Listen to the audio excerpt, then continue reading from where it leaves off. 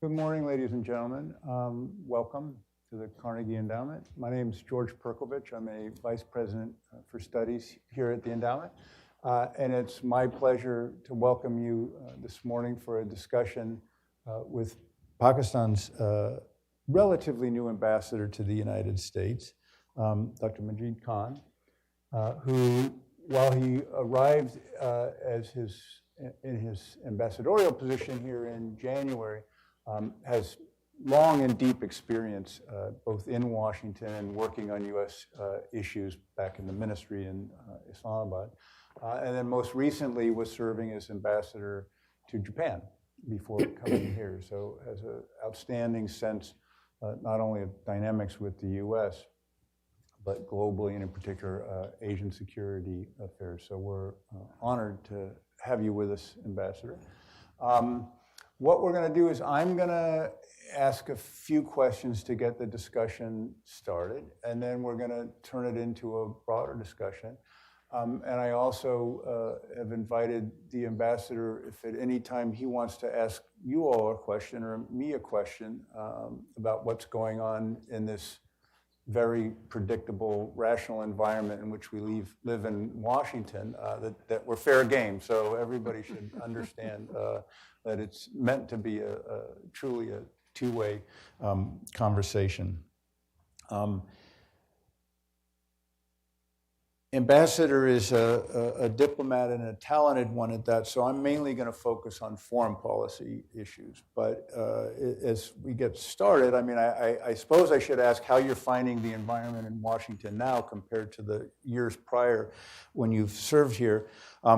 But I can imagine that you're too good at your job to want to answer that in a really interesting way. But I want to leave it on the table to begin with, as a first kind of question or comment of what are the challenges like representing Pakistan now in mid 2019?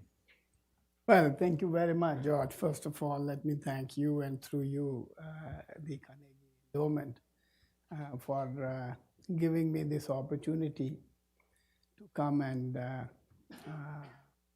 share our perspectives and positions on issues of interest here in Washington, D.C. I know the audience here is a very well-informed one. So I'm here as much as to say my piece as I am here to hear the positions and perspectives from the audience.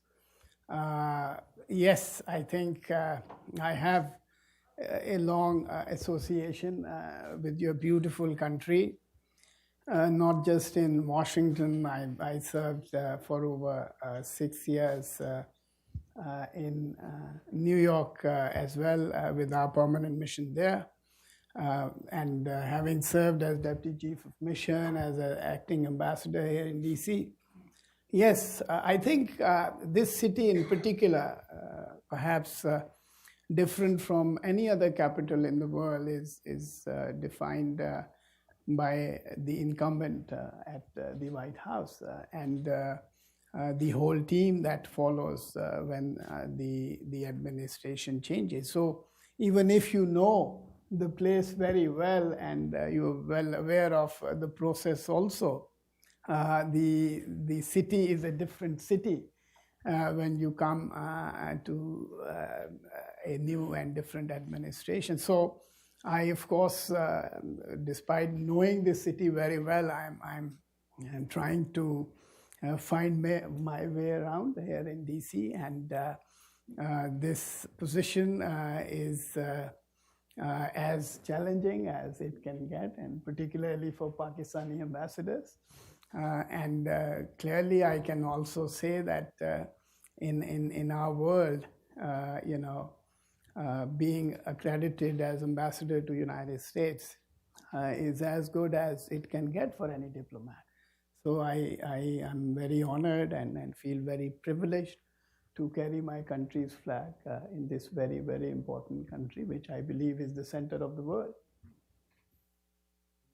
That's certainly the way people here see it. Let me then focus on South Asia, precisely because we're the center of the world, we tend to think less about other parts of the world, even parts of the world that have many more people and many more challenges. So I want to turn to Pakistan, and in particular, kind of the underlying, fundamental development, which is that Pakistan is reportedly going to receive another package of support from the IMF, the International Monetary Fund, for $6 billion.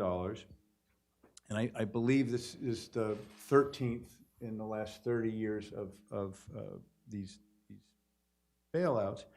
And so I guess the question is, or among the questions is, how do the repeated cycles of economic crisis and then IMF assistance, how do they affect kind of the world's perceptions of kind of Pakistan's importance and why and how to deal with Pakistan? And also if you have a sense of how this affects the kind of dynamic within Pakistan and kind of the sense of priorities within Pakistan, that there's so often this kind of challenge of an economic crisis and turning for help on the balance of payments. Well, I think a lot of attention has been of late given to Pakistan's resort to the IMF facility. I think as a member of IMF, we are entitled to have resort to that facility as and when we need to have. And then IMF carries out a professional and technical evaluation of the liquidity status of that particular country, and based on their technical evaluation decides and determines the size of the package based on the history of that country. Yes, I think we face both structural and cyclical problems. We do face economic challenges. And coming to the IMF is not something very unusual. We have, as you just pointed out, done that many times in the past. But let me also say that, Pakistan has never defaulted on its debt payments. Our debt to GDP ratio is still, if not better, it is as good as other countries at similar level of development. And therefore, coming to IMF should not, in fact, be seen as critically as it is really, I think, lately projected in some of the foreign media. As regards the steps that we need to take, those steps in terms of expanding the domestic tax base, generating domestic resources, stopping the bleeding of state-owned enterprises, rationalizing the tariffs, expanding our exports, enhancing our competitiveness.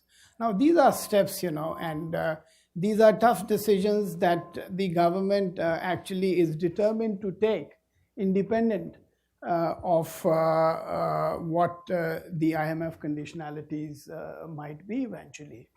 Because these are the steps that we will require to basically enhance our productivity and competitiveness, to basically be able to export more, because unless and until we are able to do that, I don't think we will be able to have the basis that would basically prevent us from repeatedly coming back to the IMF. So on that count, the budget and some of the steps that the government is taking are reflective of that determination that the government has to make those difficult choices and decisions that we need to make. And it's not just the IMF, actually. I think some of our friends and partners have also contributed to that, including yesterday, the Emir of Qatar was there, and they have also. So that is, again, I think, a mark of confidence in Pakistan's economy. And Pakistan is no small country, and we are no small economy. So we still feel that this is a small part of what we owe, and once we are able to put our house in order, I think we will be able to meet our debt obligations as we have done 70 years of our existence. Has the U.S. been kind of pushing conditionality in ways that the government of Pakistan is aware? And if so, are some of the kind of conditions that the U.S. is pushing any different than they would have been in prior years? Is there anything kind of new in that, or is it the usual encouragement about expanding the tax base and so on? But, I don't think that IMF has its own board, and it has its own technical teams and missions that go across to the countries, engage with the concerned people, and agree on the elements of the package. And that package then goes to the board, where whatever package we have agreed to has been agreed at the technical level, and it is still supposed to go to the board. I don't think that I have heard of any specific conditionalities that United States has particularly pushed for. It is so far a technical process that the IMF and the IMF personnel are leading and steering. Let me turn to the Financial Action Task Force, and see, in a sense, the logic of these questions really does focus on the economy and development and the challenges to Pakistan's building its strength, in a sense, and its well-being for its population, with the idea, as China showed over the decades and India has shown over recent decades, that's also how you then project power and influence and protect your interests. And so the Financial Action Task Force, for those who don't follow it, FATF, it's often called, is an international body that sets standards and promotes effective implementation of legal, regulatory, and operational measures for combating money laundering, financing of terrorist activities and organizations, and protecting the integrity of the global financial system. And so this body, I believe 27 countries, was meeting in Orlando, Florida, last week. There was also a campaign event there, but I don't think they were related. Last week, it just occurred to me. But Pakistan was placed on the FATF gray list a while back, and the risk is that's a prelude to going on the blacklist, which you're put on for failure to take adequate or recommended steps to prevent money laundering and facilitation of terrorism. So in the media reported last week at the meeting in Orlando that Pakistan was not put on the blacklist. Reports were that China, Turkey, and Malaysia voted to prevent that, and 3 out of the 27 are required, I believe, to prevent that.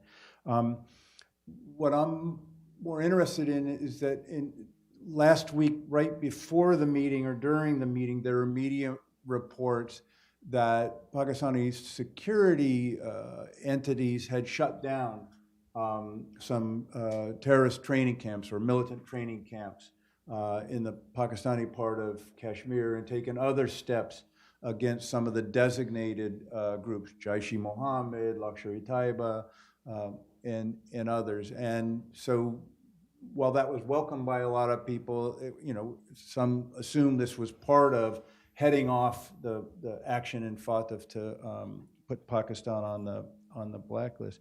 But I guess the question is, a lot of people are curious about, have you been instructed that these actions have been taken, and so that there were kind of new and more decisive actions taken against these groups in the recent days? First of all, let me say that the FATF process is and the action plan that Pakistan willingly and voluntarily signed on to is a program that is work in progress. It is a tough set of conditions with rather short timelines. But actions that we are taking against, that's one part. And then there is this broad movement against extremist groups, against non-state actors, against anyone who is or is likely to abuse Pakistan's space, facilities or territory against anyone. We are determined to act against all those elements. And this is part of our National Action Plan. If you look at those 20 points covered in the National Action Plan, taking action against terrorist financing is an important part of that, and against militant organizations. I can say that we have covered a lot of ground. I mean, just to over the last few months, we have actually seized assets of around 700 entities. We have taken over the facilities run by some of those proscribed entities. The government has. We have proscribed about 11 new entities. We also, just in terms of the terrorist financing cases, the percentage, it has gone up by almost 95%. Similarly, there is a 175% increase in the arrests that have been made linked to that. So there is also almost 82% rise in conviction rates. So really, I think all of this is reflective of the political will that the new government in Pakistan has to take on these challenges frontally.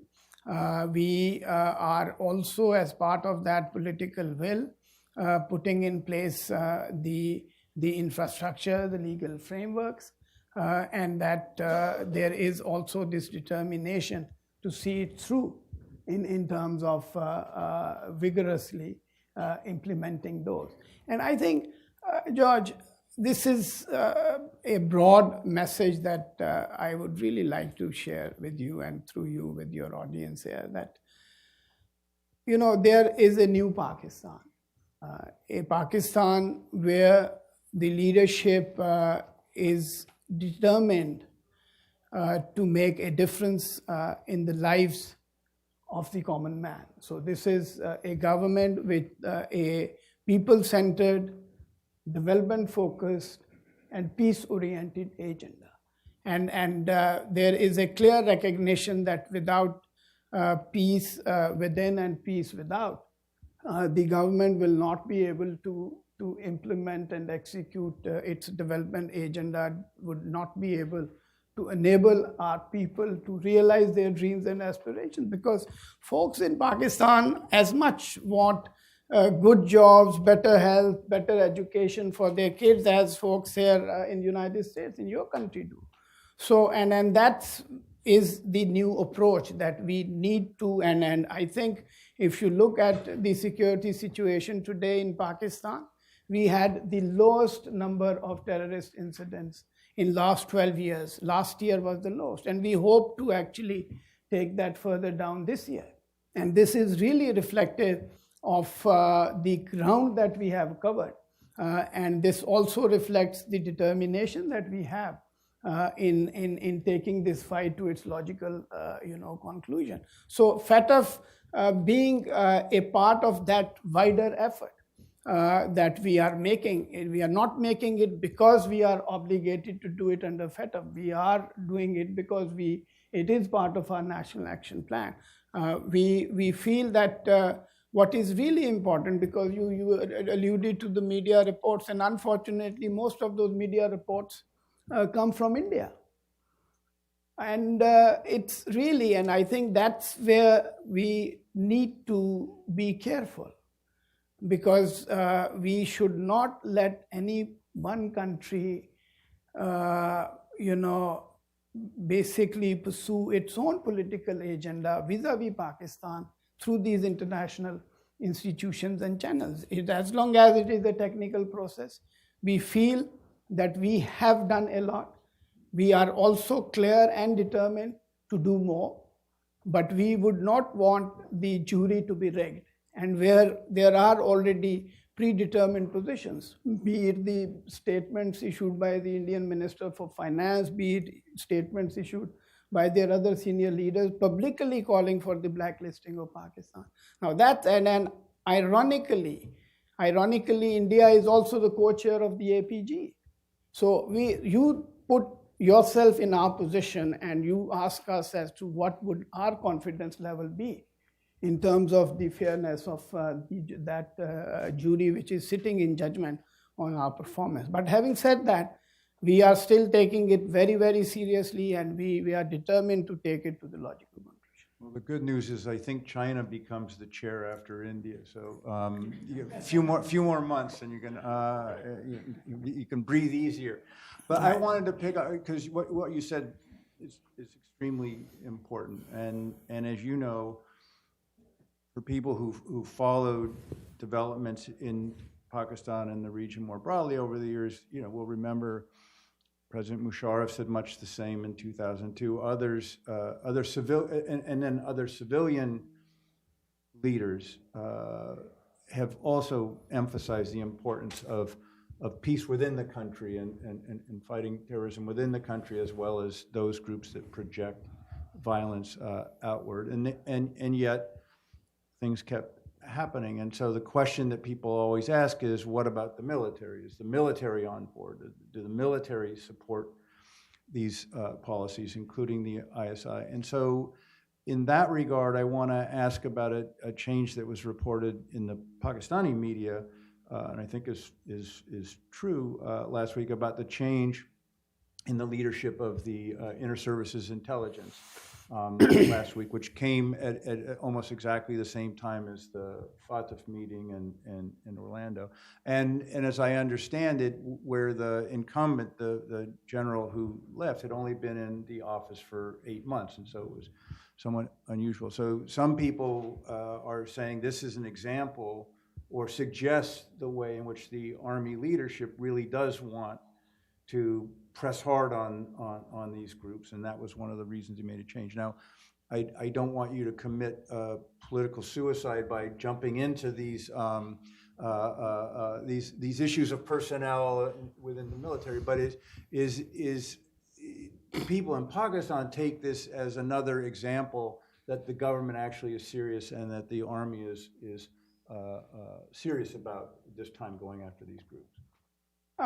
First of all, I think 8 months should not be used as a measure or yardstick. I think the term of office for some of the senior officials in the United States perhaps is even shorter. So sometimes that's too long, but that's yes. And I would really don't read too much into that. I mean, these are changes that are made depending on whatever the realities on the ground are. And I think it is for you to see what follows. And I think, it's about walking the talk. And it's about doing things. verbal commitments, assurances aside, obviously, if one were to go by the descriptions that we keep hearing here about the influence that the military has in Pakistan, then whatever actions that we have taken over the past few years obviously would not have happened without the active support of the military in Pakistan. So really, I think even if I were to look at it in logical terms, really, whatever is happening with the active support of the military leadership. And I can say this, I think that National Action Plan and this consensus that we have in Pakistan, because we have suffered more than anyone else. We have borne the brunt and faced the consequences, and therefore there is this recognition that there are actions. Of course, there are situations and there are occasions where some of these actions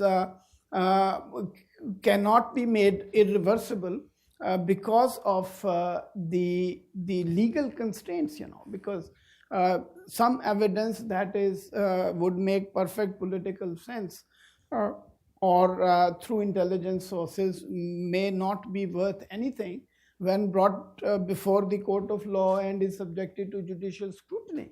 And so these are the challenges, and these are the things that we are trying to deal with. It's a tall order, but you can have my assurance, and I think whatever is happening on the ground further confirms the ownership of all policies by all the stakeholders in Pakistan. I have just two more questions, and again, foreign policy, and then we'll open it up. So the next one I'm thinking of is Pakistan-India relations, because also last week was a busy week, it seems, because last week I believe Prime Minister Modi and Foreign Minister Jaishankar sent letters to your Prime Minister Imran Khan and Foreign Minister Qureshi, responding to earlier letters that your leaders had sent to them, congratulating them and in a sense kind of welcoming dialogue. And at least as some reports held that these letters back were constructive. We know that Pakistan has that generally seeks dialogue and wants India to reconstitute dialogue when it's cut. But I want to ask a different question, which is, what does Pakistan want from dialogue with India, whether it would be through the foreign ministries or back channels, otherwise, like right now, what would be Pakistan's central ambition or objective in dialogue with India? I think there has never been as big a vacuum in terms of conversation and dialogue with India as we have now. We are two nuclear powers. India is the second largest country in the world. We are the fifth or sixth largest country in the world. Both of us have huge military machines. So, I think it is only natural that our two countries stay engaged, and there are conflicts, there are disputes between our two countries. That the new government, and I'll come back to what I said earlier, and I think there is a consistent pattern that you see in terms of our desire and our quest for peace with India. And trust me, don't take it in any way as a sign of weakness, but it is born out of this recognition, that these two countries whose people and populations have their aspirations, have tremendous potential. And Prime Minister, even before taking oath as Prime Minister, had very clearly said that, and addressing Prime Minister Modi, that we don't need to fight each other, we need to fight poverty. There are lots of people out there that are living below the poverty line. So we want, and obviously we would want to resolve issues, and of course Kashmir has been the core issue that has bedeviled relations between our two countries.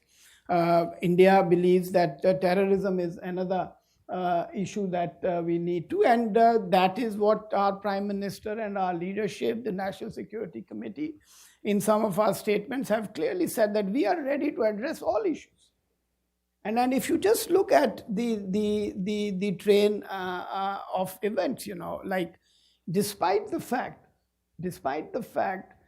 that BJP and Prime Minister Modi ran a campaign which was in some parts directed at Pakistan, our Prime Minister was one of the first foreign leaders to congratulate him. It was followed by a letter. And we have, of course, media has been speculating all kinds of things, and I think on that our Ministry of Foreign Affairs has actually, because these congratulatory messages and exchanges take place between leaders, that's a normal thing. What we are not hearing back from India is the response to the peace gestures that we are making. And I think that is the challenge, and that is the vacuum, which is for a country of the size that we have and the challenges that we face. I think this is we would like India to respond to those gestures and to take the dialogue forward. So last question in my initial questions, I want to turn to Afghanistan, where Pakistan has, obviously borne the brunt of so much of the conflict for the last 40 years in Afghanistan, and U.S. Special Envoy Zal Khalilzad has been pushing for peace talks with the Taliban. And so I think one of the central questions in all of this is whether and how Pakistan can help. And for a long time, there's been a view, at least by some in this town, that Pakistan could fix it if they really wanted to. I think people who know the situation have always doubted that it's that easy. But nonetheless, there is this, abiding question about, whether and how Pakistan is prepared to facilitate, push towards a peaceful resolution or otherwise.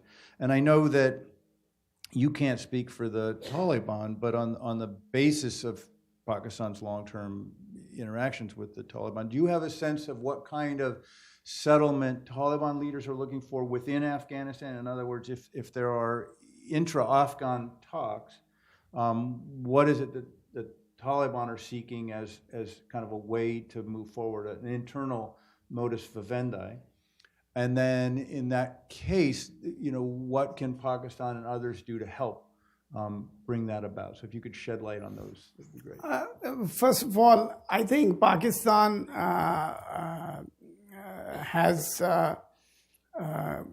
consistently believed that there is no military solution to the conflict in Afghanistan.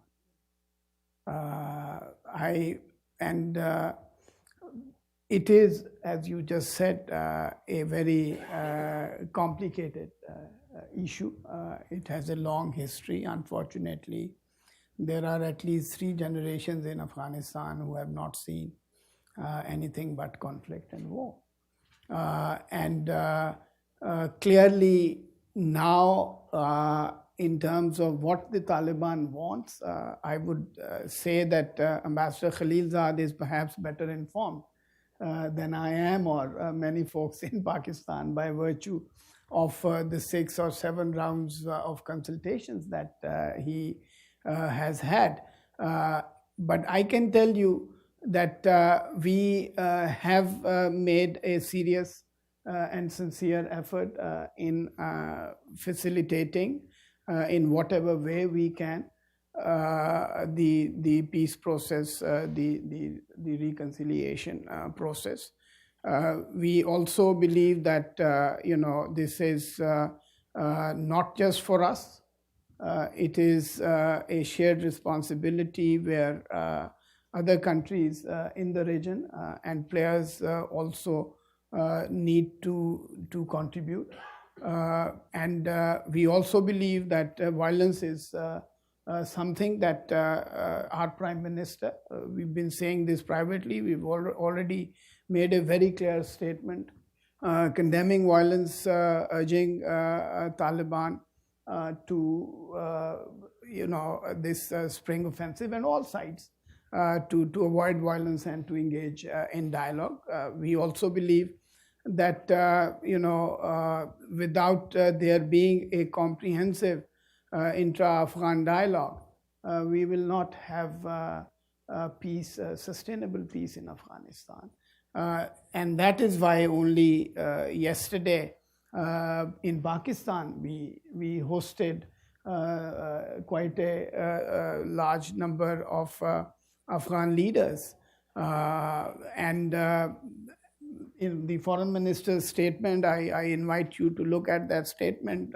I think it really comprehensively lays out what our expectations are. Obviously, the gains that Afghanistan has made over the last 20 years, I think, need to be preserved, be it on the human rights front, be it on the women empowerment front, be it on the democracy front. And there are those 4 elements that they are looking at. We will continue, and we have made it clear that we will not let no one use our territory. And we expect that no one else would use the Afghan territory against Pakistan. And we would not want to basically bring the Afghan war into Pakistan. And so these are really the broad principles that we are looking at and we are adhering to. And we are really, because if you had asked me this question about 6 months or 8 months ago, frankly, I could never have actually guessed that there will be a day where US and Taliban will spend 16 days in the room talking about peace. And then someone said the other day that and I think Ambassador Khalilzad publicly praised Pakistan. And I was telling some friends that if Ambassador Khalilzad is praising Pakistan for Pakistan's cooperation, then we must have earned it very hard. I think you're right. This is one of those examples where a Republican administration can do things that a Democratic administration can't. So Zal's interaction with the Taliban, I think, is a good example. I just want to follow up. Without mentioning India, you alluded to the importance of other countries not, in a sense, using Afghanistan to project violence into Pakistan. And so is kind of the future of Afghanistan, is that something where you think India and Pakistan can have productive engagement too if you get the diplomatic process rolling again? Again, I think what is really important is for the world to be wary of the spoilers. Spoilers who, when in a country you have seen conflict for too long, you have rent-seeking groups that built around perpetual conflict, and therefore they are the ones who get to lose if that conflict is over. And then there are those who perhaps benefit indirectly from the conflict. So it is very important that all these factors are, and all those who are part of those conversations are aware of that, are mindful of that. I don't think there should be any a priori exclusions from the process, and whosoever is in it in good faith and seriously needs to be given the opportunity to contribute. So what we're going to do is I'm going to ask you all who would like to ask a question or make a comment to raise your hand, then I'll call on you. And then when my colleagues bring you the microphone, please introduce yourselves. And let's start, let me see hands to start with. Okay. Garrett, why don't you start with this gentleman and then work over there, and then we'll do it this way. Hi, Ambassador. It was great listening to you. I'm a visiting fellow at the Simpson Center and I teach international relations in India. To a common man, after events happen like the Mumbai attack or, for instance, the Pulwama attack, we are caught in this web of allegations and counter-allegations. And Pakistan, it seems, always says, provide us the dossier, and then what happens after that? It seems to a layman that's kind of stuck after that probably India doesn't respond, or it doesn't anticipate the kind of invitation that Pakistan gives. So where do you think the problem lies in this series of events that happen after every unfortunate incident? Thank you. And then to be able to address this, and it's a fair question, it's an important question. And I think for that we are saying that it is very important for our two countries to sit across the table. And post Pulwama, we even offered to have a dialogue on terrorism only. So, and we offered India that we are ready to, you provide intelligence, you provide evidence, we are going to work with you in following up and to track and trace those who may have been responsible for that. But unfortunately, the government wanted to make a political point. And instead they chose to send their aircrafts across to Pakistan, and when I speak to you today here, I also have the advantage of hindsight. And so look at those claims that a terrorist camp taken out, 300 terrorists killed, 1 F-16 downed. And it's not what we say. You look at, these are independent reports, there are independent observers who say that none of that was true. So really, I think, and the dossier that India shared, we have examined that. We have given our considered views back to India. We have yet to hear back from them. On Mumbai also, look at the train of events and the sequence of events and where things got stuck, because as an attorney, I can tell you that I cannot present any evidence which the defense does not have the right to cross-examine. It will not be admissible as evidence in the court of law. And for this precise plea, the Samjhauta Express, where you actually had confessions, our citizens were killed there. And I think lives, be it Indian lives or Pakistani lives, are precious lives, and we must hold people to account for whenever those lives are lost. So the same argument was used in acquitting those. We have at least not acquitted the Mumbai trial. We may not have concluded the trials because we have not been able to basically get the evidence. I mean, Ajmal Kasab was executed right away. Had he been basically made to appear before the judicial tribunals in Pakistan, that would have actually enabled our people and our defense and everybody else to cross-examine and then cross-check the evidence that was available. So really, I think you are right. I mean, it's my statement versus someone else's statement, and we are in this vicious cycle of throwing back. The ball is in our court, ball is in their court, and it keeps going back and forth, And then that's why, and I think in Prime Minister Imran Khan, there is somebody who is consistent. And this is like even before he took over. And as you said that, maybe the military was not on board, they are definitely on board now. Then what is it that is stopping India from reciprocating the initiatives that Pakistan is consistently taking? Look at Kartarpur. I mean, we practically did it unilaterally. So, these are, and we have suffered from terrorism, and we understand the pain of those who suffer from terrorism anywhere. And we are ready to sit and address those challenges. So the gentleman in kind of the orangish shirt or coral or what is that? Salmon pink. There you go. All right. Yeah. Thank you. And I love salmons. Yeah, well, yes, indeed. Thank you very much for your time. It's extremely interesting. I'm Piotr. I'm a student, just graduated from SAIS, and during my studies, I was looking at China and a bit of India and South Asian international affairs, and something that I'm interested to hear your opinion on about is Pakistan. Obviously, has a large amount of investment and input from China, and what we were talking about with China taking over the association, I forgot the acronym.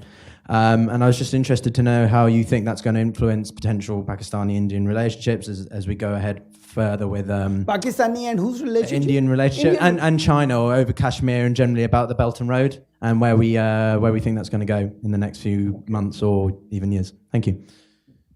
I can tell you that Pakistan's trade relationship with China is much smaller than what Indian trade relationship with China is.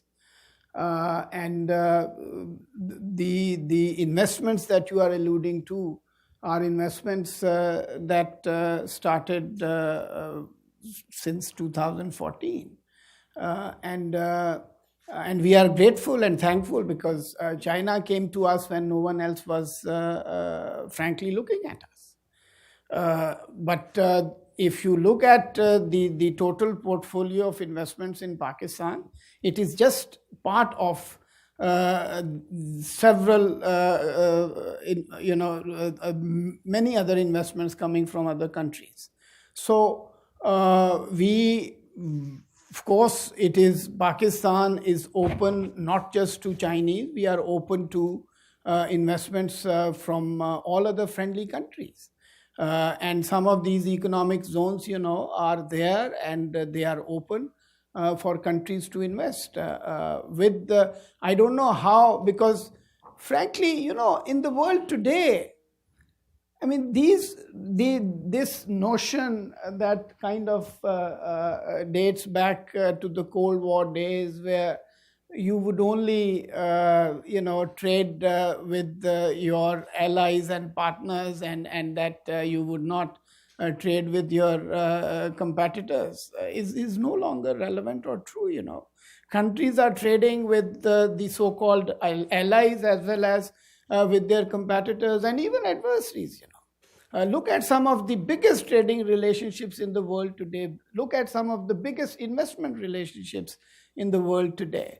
So really, I think Pakistan is fortunate to receive investments from China, but that does not mean that we are close to others.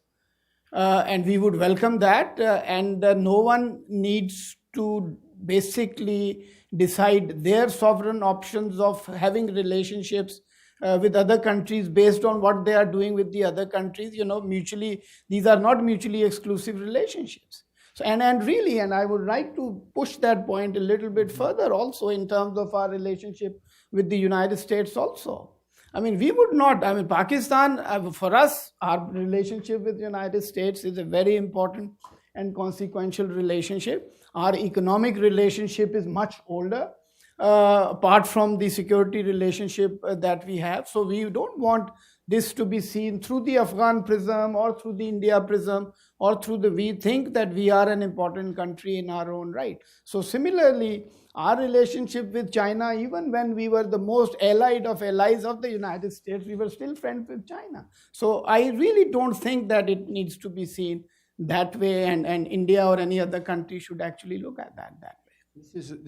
I'm glad you asked the question, and I agree with what the ambassador said, and I think it's a point that really needs to be emphasized, especially as kind of politics and discourse in the U.S. focuses more and more on competition with China, and then people mention Belt and Road as an example, and I think what the ambassador was saying is what people in many of the other countries where China is investing and doing the Belt and Road, which is we would like other people to be investing in our infrastructure too, and we would actually like to diversify, and more is better. It's not like people are kind of willingly limiting themselves to Chinese investment, and we tend to lose that perspective here, in part because kind of investment doesn't flow from government policy as as directly, but I just to emphasize the importance of what the ambassador was saying, I think. I want to switch sides right in front of you, Aaron. We'll take a couple, and then we're going to move to the front. Thank you. It's a wonderful program. I want to, my name is Sufi Lagari with the Sindhi Foundation. Hafiz Saeed is a declared terrorist by United Nations and United States of America. Do you think will Pakistan hand over Hafiz Saeed to India or international court? And how Pakistan will manage political and economic crisis? Thank you. So far as I understand, he is listed under 1267, and Pakistan is fulfilling all its legal obligations under the UN sanctions regime, which does not involve handing over anyone to anybody. And about the economic challenges, as I have just responded to George earlier about the cyclical and structural aspects of the challenges that we face and how the government is determined to deal with those in terms of putting our house in order. To the gentleman there, and then we're going to move up here. Thank you so much, sir. This is Jahan Zaib Ali, Washington correspondent for ARY News TV. Sir, it's about Pakistan, United States diplomatic relations. So many things are going on, like suspension of security aid and strict visa restrictions. But I just wanted to ask about the travel restrictions of Pakistani diplomats. Pakistani diplomats, including you, are facing travel restrictions, and you guys cannot travel more than 25 miles. So can you tell us the reason of what is going on, and is it still active, that travel restriction? And secondly, sir, Pakistan is a free media society. I myself working for the Pakistani media channel for the last many, many years. Can you tell us the reason of suspending the services of Voice of America Urdu and Voice of America Pashto services in Pakistan? Thank you. What was the first question? Are you restricted? Are you restricted in the visas and? No, yeah, 25 miles. These are ongoing conversations that we have with the U.S. government, and there are issues on both sides that we are trying to resolve in terms of dealing with this 25-mile limit that we have on the movement of diplomats. And we hope to resolve this and some of the other issues that you alluded to in terms of our diplomatic engagements. On the Voice of America, Urdu and Pashto service, I am frankly, I would not want to comment on something that I am not aware of in terms of the restrictions, but I can tell you, and being the ARY correspondent here, I think you know it better than many in this room in terms of the freedoms that our media has in Pakistan, and the channels, the range of subjects, the extent of criticism, and we have been on, in the government as civil servants, as bureaucrats, we basically experience that on a daily basis.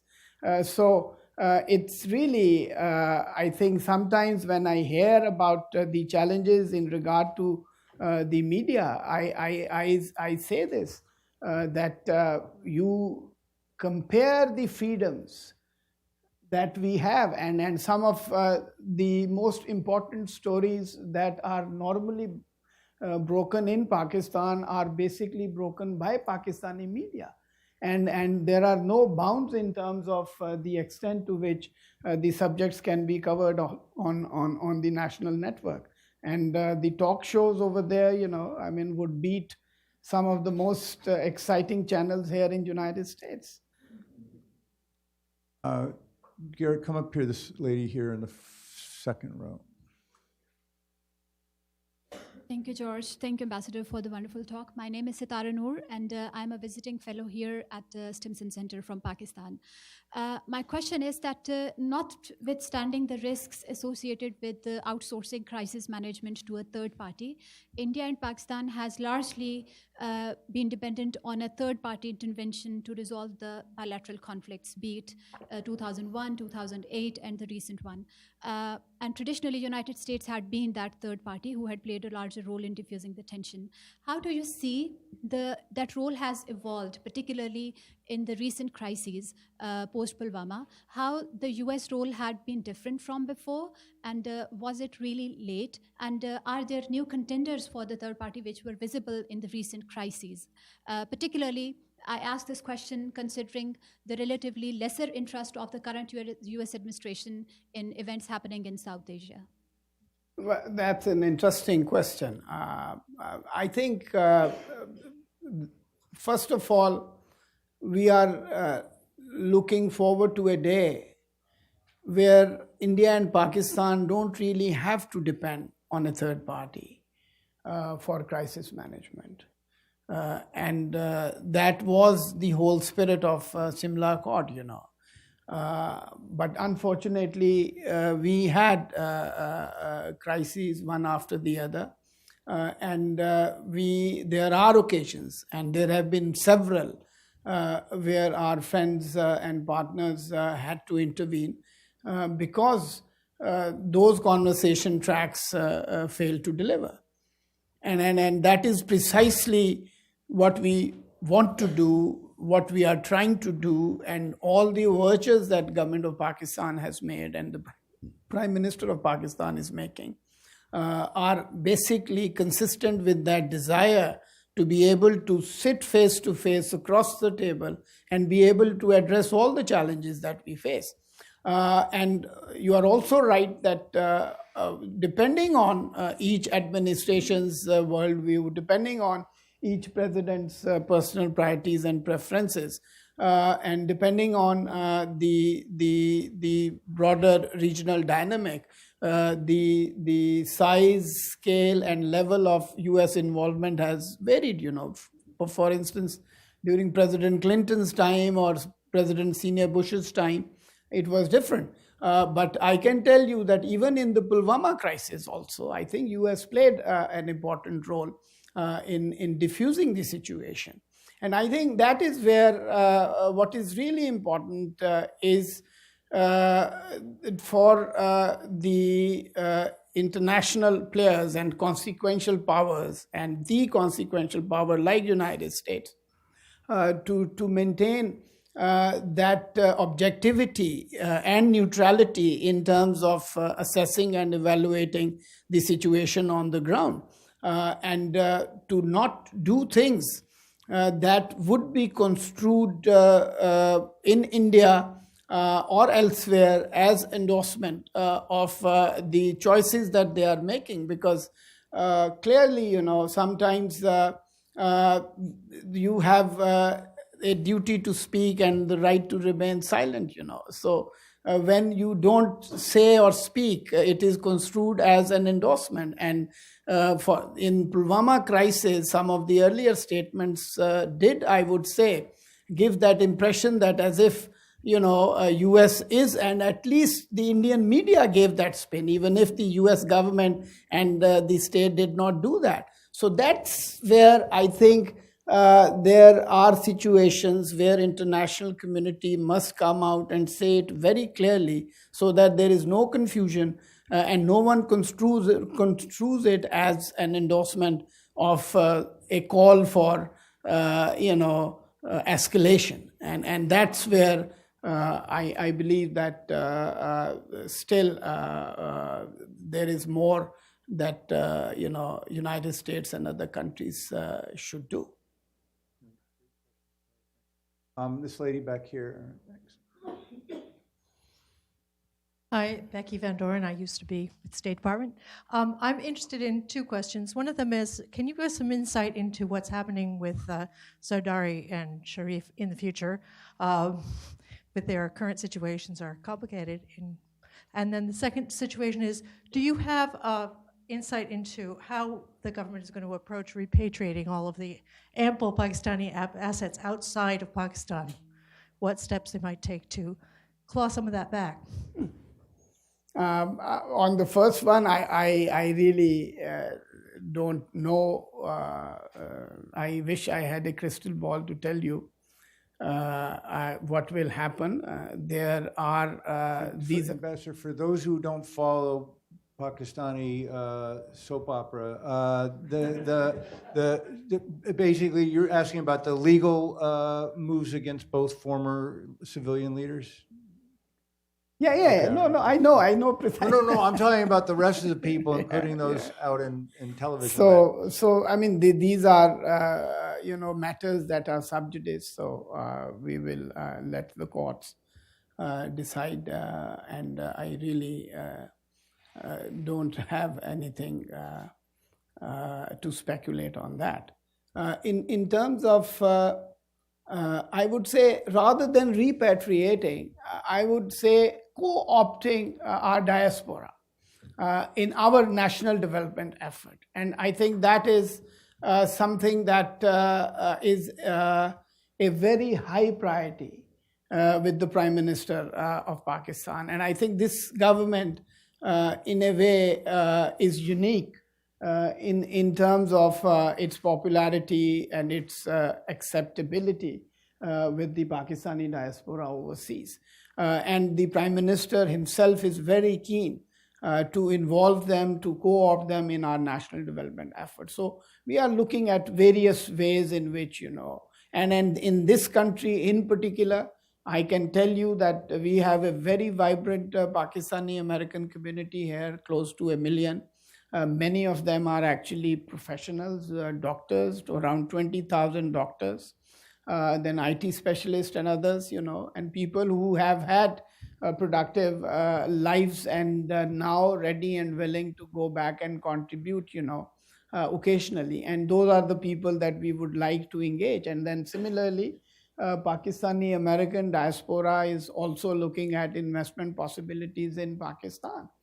Because I can tell you that, with improved security, with better energy supplies, the crisis of energy, and since you track Pakistan, you would know the kind of outages that we used to suffer.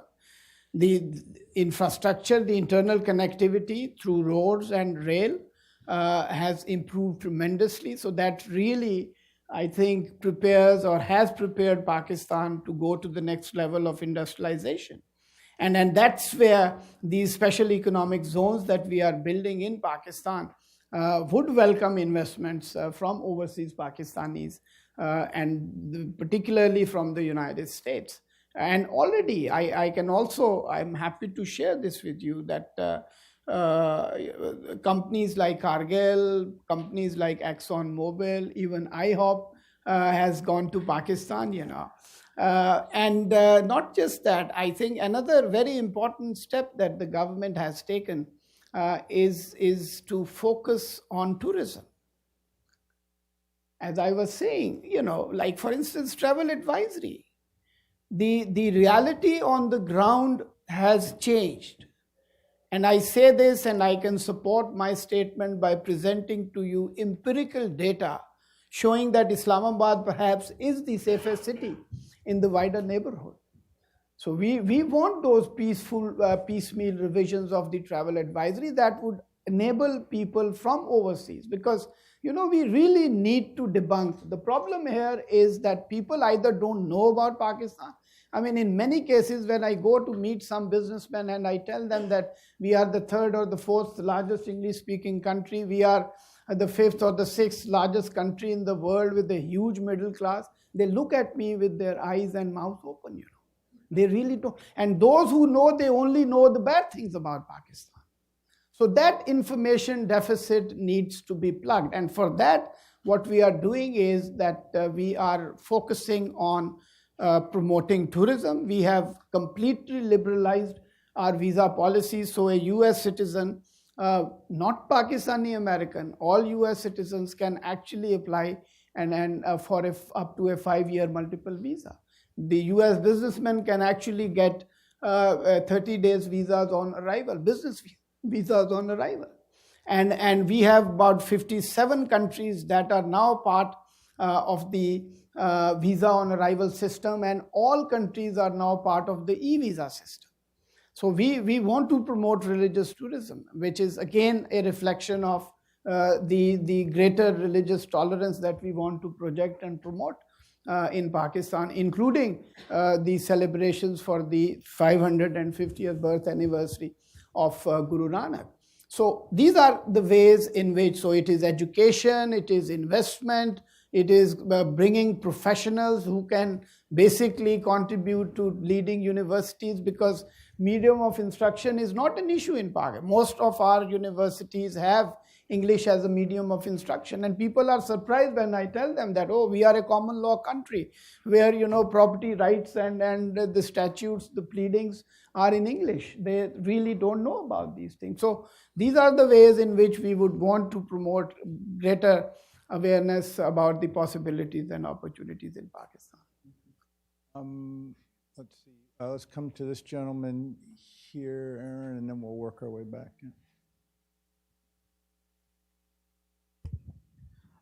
Hello, my name is Alexei Bogdanovsky. I'm a reporter with RIA Novosti, Russian news agency. Russia has signed memorandums of understanding with Iran and Pakistan about possible construction of a natural gas pipeline from Iran to India through Pakistan. I imagine such a pipeline would raise a double red flag in Washington, being a Russian and an Iranian project at the same time. As we know, in other regions of the world, the United States are usually concerned about any Russian pipeline projects. Sometimes, as in the case of the Nord Stream 2, they are openly advocating canceling such projects and threaten sanctions. Has this issue come up in your conversations in Washington with your American colleagues? And if so, what are you hearing from them? Thank you. It has not come in our conversations here. I regret that. I wrote about this, 15 years ago. I thought it was a great idea. Anyway, let's go to the back, Garrett, and this gentleman with a green shirt that's kind of very energetic in the back. Yeah. This is Ali. I'm a visiting fellow at the Stimson Center. Thank you, Ambassador, for an excellent talk. You've rightly talked about Pakistan and any other world country not pandering to a zero-sum game while conducting their ties with other countries. So this brings us to the point of how can Pak-America relations be dehyphenated from the Afghan prism and the Indian prism. So our Prime Minister Imran Khan, he has a great deal of focus on resetting Pak-US relations in a manner which allows both countries to have mutual respect for each other. And also his vision of economic diplomacy, as you touched upon briefly during one of your answers. My main question is, we have oftentimes seen the US meddling into things which are not theirs. Like we saw their debates about tactical nuclear weapons, or frankly this question about why did we change our ISI commander. That's our internal matter. So are we treading towards, given that you hold the DC place, are we treading towards some kind of a reset where this mutual respect and non-interference in some matters which pertain to Pakistan or to the US, are we treading towards such kind of a relationship where the both two governments can actually develop a very cordial, investment-friendly, business-friendly relationship that is, away from the Afghan and the Indian lenses that we have normally had our relationship in? That's where we want to be. And I think I see good tidings. One very important convergence, because obviously I have spent a lot of time in this city, and I am aware of the deep skepticism also in several quarters. about things we do or we don't. But at the same time, I think the convergence where the President of the United States want to see peace in Afghanistan, where we have a Prime Minister who has been a long-standing advocate of the resolution of that conflict through peace. So, it's really important to start by working on things where you do have that convergence. And I think the other area where we see a lot of potential, although, when unfortunately a terrorist incident takes place or a soldier gets killed, it gets a lot of media attention and coverage. When a major US company goes to Pakistan, it doesn't really get the kind of attention in the news, so it doesn't sell that well. But in reality, what that contributes to the relationship is much more than the image-related challenges that we face. So our job really is, while security peace has been an important part of this relationship, we really need to move out and look at all other, and business and investment. And there are, as I said, tremendous possibilities and opportunities. And we may look as small because we happen to be sandwiched between China and India, but we are a significant country, and there are tremendous possibilities and opportunities with the access that we have to Central Asia, to the Middle East, the strategic location that we have. So that gives, and I say this to the American government, because even our diaspora, I can't think of a family worth any influence in Pakistan that does not have at least one blood relation as a US citizen. Every other or third civil servant in Pakistan is either educated or trained in this country. Every third or fourth military man in Pakistan is either educated or trained in this country. English is what we are, a democracy, so there are values, there are systems, there are laws that you walk into any office in Pakistan, you are likely to come across someone with whom you will be able to communicate. And I say this, the value of this is not really appreciated, because as someone who has served in a country where they don't speak English, the blessing of speaking English and to be able to communicate so that these are the natural, I would say, anchors that we have. And there is skepticism, but I think what unites us is much more than what divides us. And there is this will and determination, because we think that this is an important and consequential relationship. So we want to get to that point. And in all interstate relations, I think the basis has to be mutuality of benefit and mutual respect. And that's where we want to go. Garrett, and we'll come up this way. The side seems to be satisfied. You can change your mind. So My name is Nadeem Yaqub, journalist with Voice of America. Excellency, international security experts here and abroad, they've expressed concern about the ISIS movement or their shifting from Syria and Iraq to Afghanistan. And they fear that in future, ISIS will be a great threat to South Asia, not only Afghanistan, but to Pakistan as well. How concerned or prepared is the new Pakistan, the new government in Pakistan, to the challenge of ISIS in South Asia? I think that is something that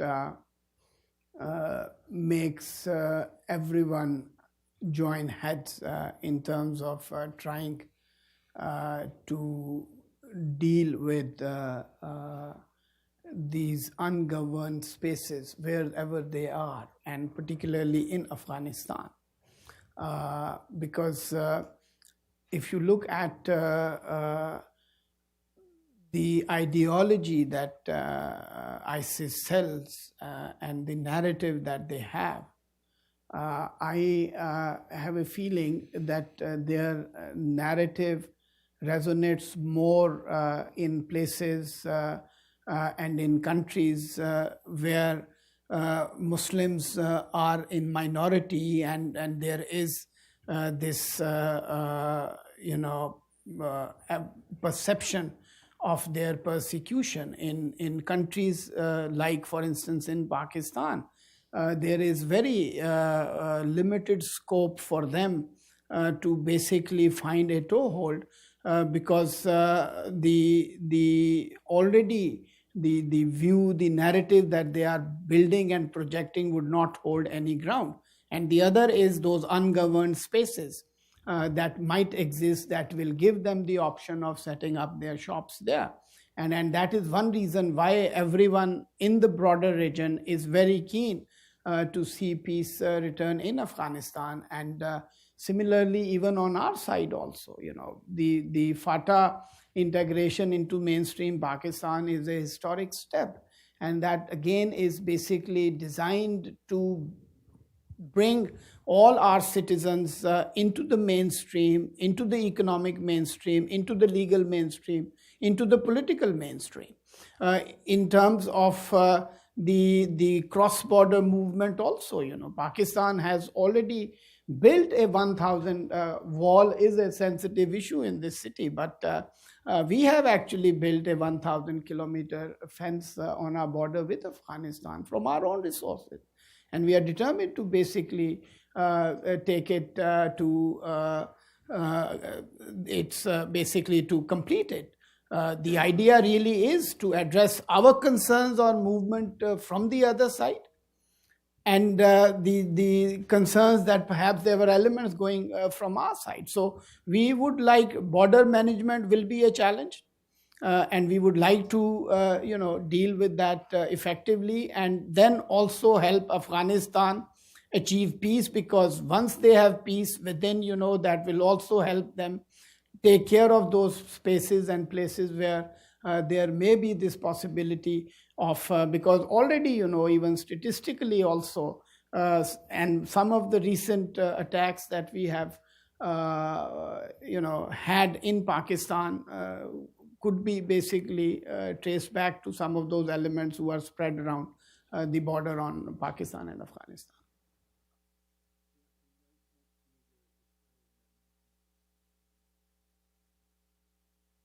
Yeah, hi. I'm also a Stimson visiting fellow.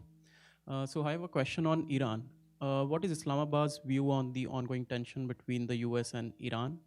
And if the situation escalates in the future, how will Islamabad approach the whole issue, considering it's this balancing Saudi-Iran ties it seems like a foreign policy issue for Pakistan. So how do you see, what is your take on that? Thank you. I don't think that is an issue. Prime Minister was in Tehran, the Foreign Minister was in Pakistan. We have always had very good ties with Saudi Arabia, and we always had good ties with Iran as our immediate neighbor. And then, like most other countries in the region, of course, we are concerned with any possible escalation. And we've been urging all concerned, to find and resolve the issues within the framework of international law, and through dialogue and consultation. So, yes, we are concerned, and we would like to see it resolved sooner than later. And we have our hands full already, on at least two fronts, eastern border and western border. So that is another one area where we would like to see peace continue.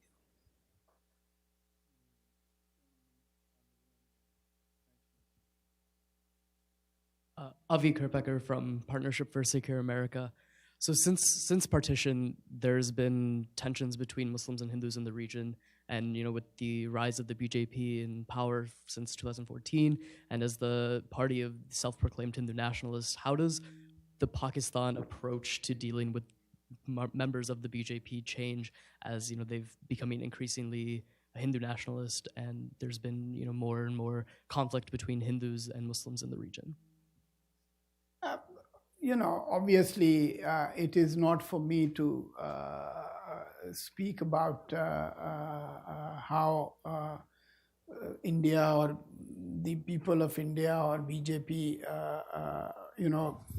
their choices that they make, the democratic choices that they make in terms of the political ideology or leaders that they elect. It is really for the Indian people.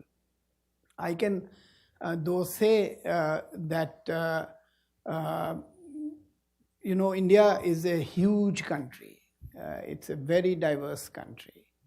And when you seek to frame it in any particular way, then that creates the stress that will be felt by those who are not part of that framework, whatever framework is being advocated and pushed.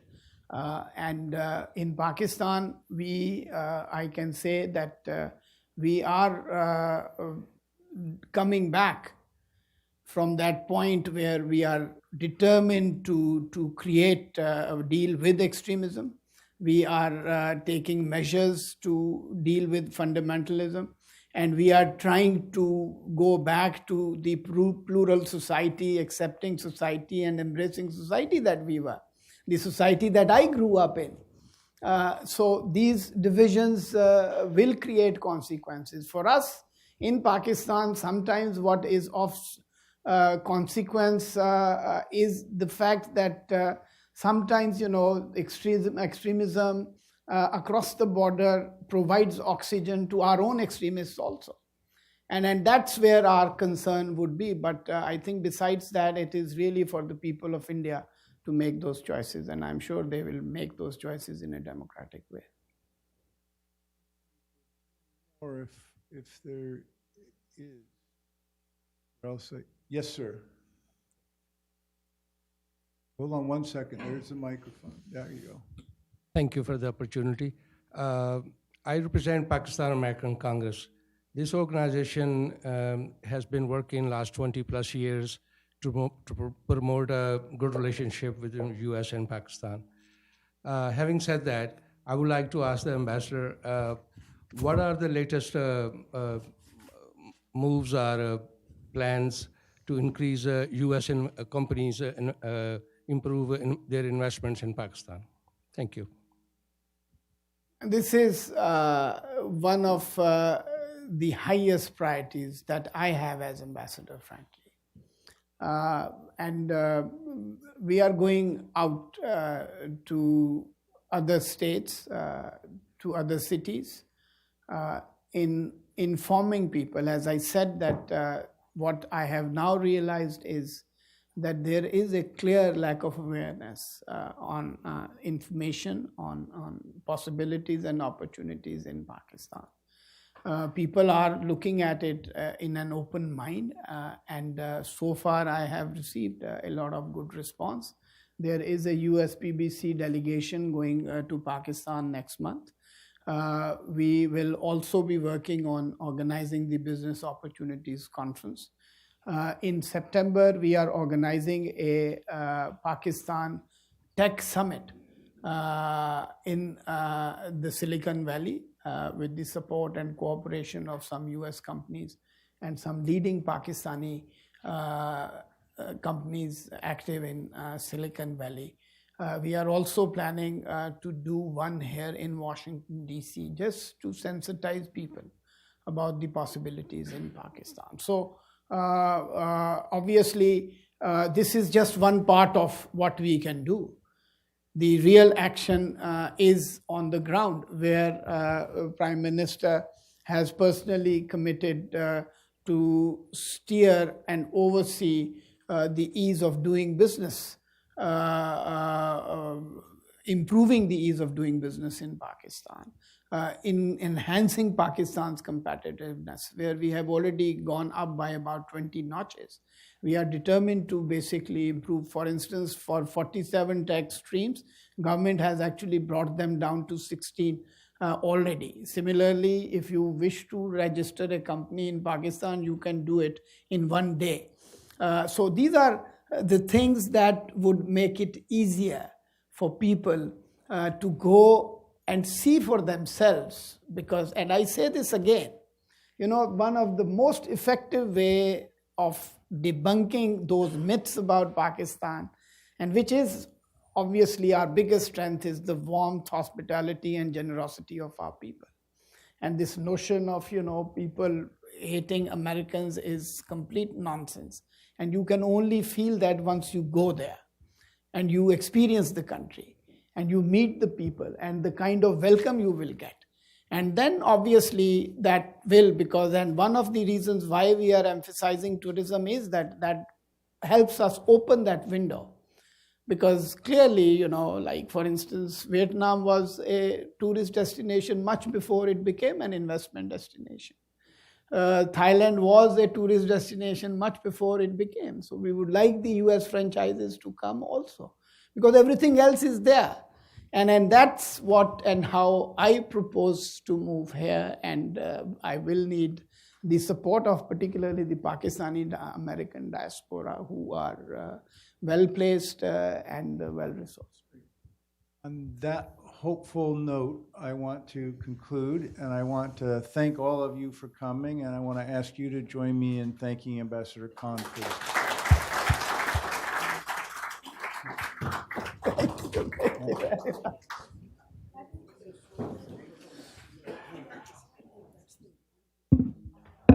Thanks a lot, John.